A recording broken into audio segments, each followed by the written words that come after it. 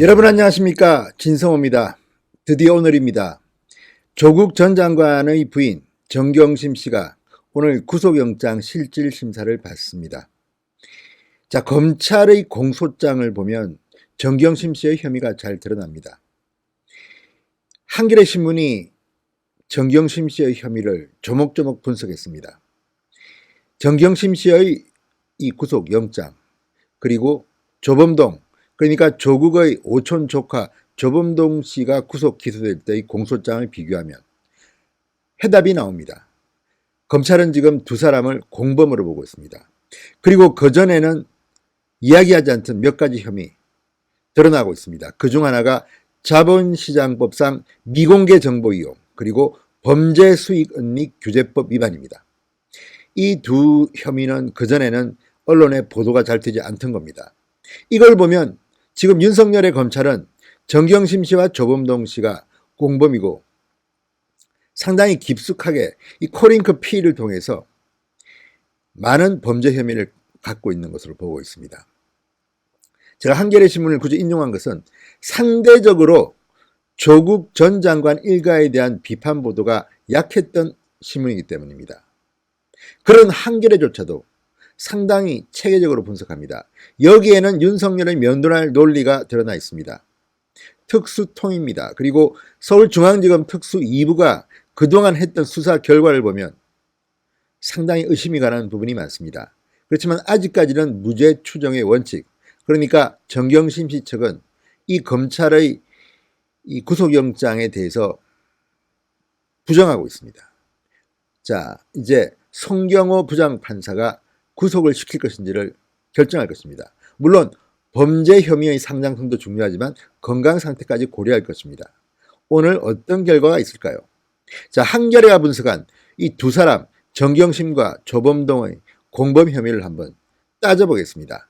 진성호의 융단 폭격 시작합니다. 정경심 씨를 융단 폭격합니다. 방송에 앞서 아직 진성호 방송의 구독자가 아니신 분들은 붉은색 구독 버튼 꾹 눌러주십시오. 열심히 하겠습니다. 자, 이달 초 구속 기소된 조국의 오촌 조카 조범동 씨 공소장 속 혐의를 이번에 이 조국 전 장관의 부인 정경심 씨의 11가지 혐의와 비교를 해보면 그 속에 답이 있습니다.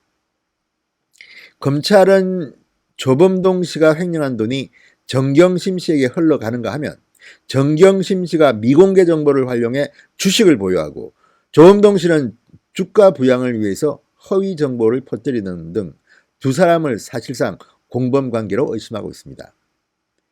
죄질은 상당히 좋지 않습니다. 자, 정경심 씨에게 자본시장법상 미공개 정보 이용, 범죄수익은닉규제법 위반 혐의를 들이댔습니다. 이 혐의는 조범동과 굉장히 가깝게 엮여 있습니다. 자, 검찰은 정경심 씨의 동생, 친동생, 남동생 집에서 발견된 2차 전지업체 WFM의 실물증권 12만 주에 주목합니다. 이 실물증권 12만 주, 액면가 5천원, 총액은 6억 원입니다. 이것이 미공개 내부 정보를 통해 획득한 불법 수익으로 보고 있습니다. 무엇보다 중요한 것은 실물증권입니다. 지금 이런 식으로 주식을 보유하는 사람은 거의 없습니다. 지금은 이제는 실물증권을 발행하지도 않습니다. 과거의 일입니다. 이런 것들은 자금 추적을 피하기 위해서 주로 보유하는 형태인데 이번 압수수색에서 걸렸습니다. 정경심의 동생 집에 실물증권이 6억 원어치가 발견된 겁니다. 자, 검찰은 내부정보 출처로 조범동을 의심합니다. 조범동의 공소장을 보면 WFM의 주가를 부양하기 위해서 사채로 인수한 주식 지분 50억 원을 자기 자본으로 허위 공시하고 자금 유입이 없는 전환사채 150억 원의 발행을 정상적인 것처럼 꾸민 혐의를 받고 있습니다. WFM은 정경심 씨와도 굉장히 밀접합니다. 여기서부터 이 동생을 통해서 상당히 많은 돈을 지급받았습니다. 컨설팅 비용 명목입니다. 이 돈의 액수가 1억 5천만 원 상당입니다. 굉장히 셉니다. 이 정도면 구속영장 사유는 된다고 법조 전문가들은 말합니다. 자, 정경심의 업무상 횡령 혐의도 조범동 씨의 혐의에서 파생되는 그런 혐의입니다. 자, 조범동 씨의 공소장을 살펴보면 검찰은 조 씨가 2017년 3월부터 2018년 8월까지 코링크피, 이 조국 일가의 사모펀드 운용사입니다. 코링크피의 자금 1억 5천만 원을 횡령, 이것을 정경심과 그 동생 정상무에게 허위 경영 컨설팅 비용 명목으로 지급한 것으로 보고 있습니다. 자, 그러니까 조범동이 빼돌린 돈을 받은 정경심 교수 남매는 횡령의 공범에 해당하는 것입니다. 그리고 정경심 교수에게 적용된 자본시장법상 허위신고 혐의에는 정 교수의 코링크가 단순 투자자가 아닌 실질 운영자로 보는 윤석열 검찰의 시각이 깔려 있습니다.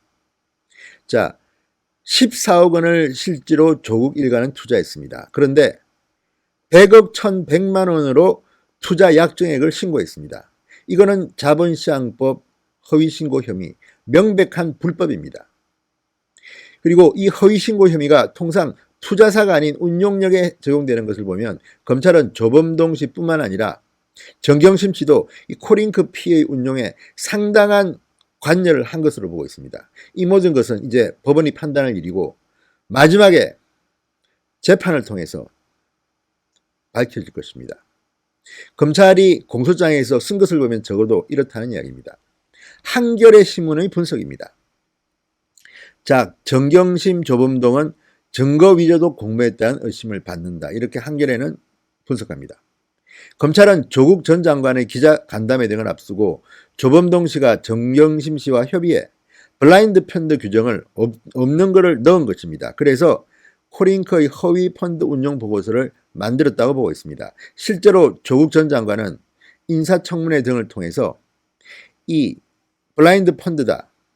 자, 그리고 이 펀드 운용 보고서에는 실제로 우리는 보고를 받지 못했다, 이런 허위 사실을 증언한 그런 기억이 납니다.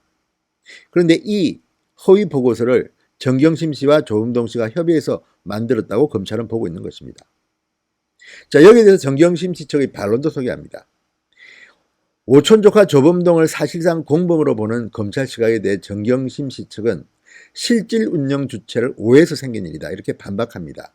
정 교수 쪽 변호인단은 이렇게 말했답니다. 오촌 조카 조 씨와 정 교수를 동일시에 조 씨의 잘못을 정경심 교수에게 덧씌우고 있다. 이는 사모펀드 실질 운영 주체 문제에 대한 오해로 생긴 문제다. 자, 정경심 씨의 반론도 소개해드렸습니다. 결정적으로 검찰은 그럼에도 불구하고 두 사람을 공범으로 보고 있습니다. 그리고 이번에 적용한 정경심의 11가지 혐의 상당히 위중합니다. 이 정도면 법원에서 판결 여부에 따라서 상당히 중형이 구형되고 중형이 최종 판결될 가능성이 높습니다. 아무튼 정경심 씨에게는 오늘 구속영장 실질심사 대단히 힘든 하루가 될 것으로 보입니다. 윤석열 검찰이 정정당당하게 제대로 정경심 씨의 문제를 잘 설명해 주신 진성호의 융단 폭격이었습니다. 여러분 감사합니다.